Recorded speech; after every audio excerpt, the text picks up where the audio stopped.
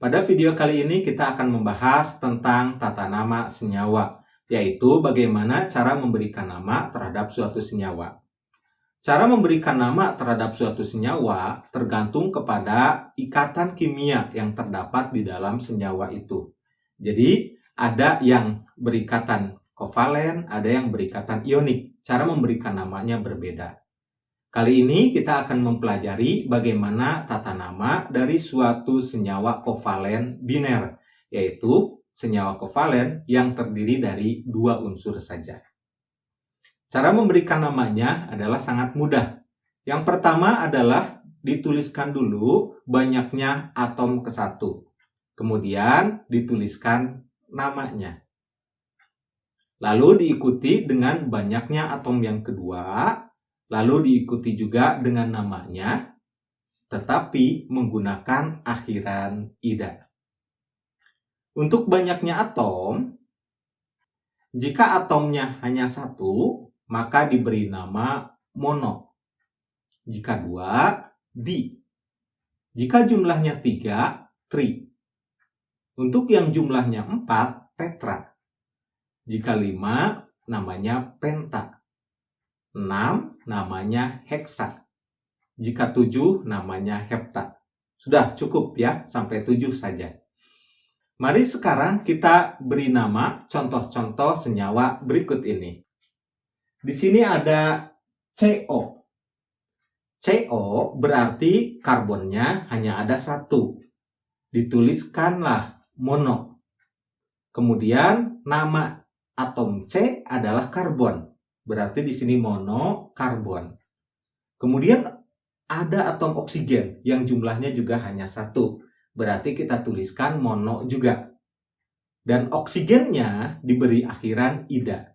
Jadi oksida. Maka namanya menjadi monokarbon monooksida. Awalan mono dalam suatu senyawa boleh dihilangkan. Jadi kalau mononya terdapat di depan, boleh dihilangkan. Tetapi jika terdapat di belakang, tidak boleh dihilangkan. Ya, jadi ini yang bisa dihilangkan adalah mono yang di depan kata karbon. Jadi namanya bisa diubah menjadi karbon. Monooksida bisa disatuin menjadi monoksida. Jadi namanya karbon monoksida. Bisa ya? Oke, contoh berikutnya yaitu CO2. Untuk CO2, ini namanya adalah mono, karena C-nya satu ya, monokarbon seperti yang tadi, tetapi oksigennya ada dua. Dua dituliskan di. Kemudian oksigennya karena di belakang diberi akhiran ida, jadi oksida. Maka senyawa ini namanya adalah karbon dioksida. Berikutnya kita berikan contoh lagi, BCl3. Nah, bagaimana namanya? Tentu saja namanya adalah monoboron karena boronnya hanya satu ya. Tapi awalan mono boleh dihilangkan. Maka cukup boron saja. Jadi namanya boron, kemudian ada Cl sebanyak 3. 3 itu dituliskan tri ya. Jadi boron tri, klorin diberi akhiran ida menjadi klorida. Maka namanya adalah boron triklorida. Contoh berikutnya ada SiF4. Tentu saja karena Si-nya hanya satu, berarti monosilikon. Mononya boleh dihilangkan ya, karena di awal. Jadi namanya silikon. Karena di sini ada F sebanyak 4, berarti 4 itu apa? Tetra. Jadi 4-nya dulu ya yang ditulis, tetra. Kemudian F adalah fluorida. Maka namanya adalah silikon tetrafluorida. Senyawa berikutnya adalah PCl5. PCl5 diberi nama, P-nya hanya satu, berarti mono. Mono di awal boleh dihilangkan. Jadi boleh langsung kita tuliskan P apa? Fosfor. Ya.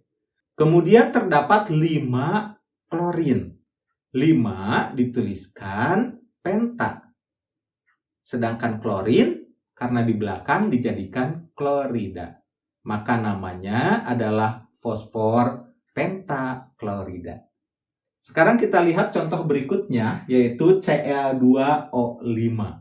Unsur pertamanya adalah Cl, sebanyak 2. 2 berarti ditulisnya di. Di, kemudian Cl-nya adalah klorin, jadi diklorin.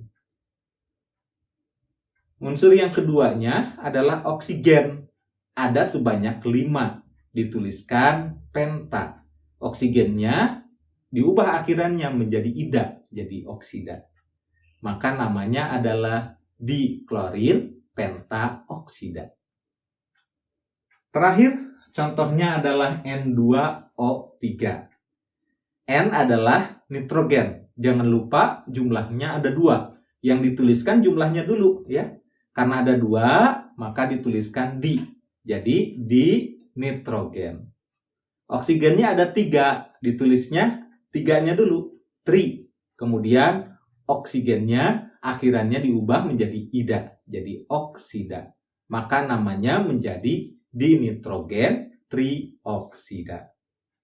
Itulah cara memberikan nama-nama senyawa kovalen. Tapi sebelum memberikan nama, ingat, pastikan dulu bahwa senyawa itu adalah senyawa kovalen. Cirinya apa senyawa kovalen? Senyawa kovalen tidak ada logam di dalamnya. Karena ikatan kovalen hanya terbentuk dari non-logam dengan non-logam. Selamat berlatih memberikan nama-nama senyawa kovalen.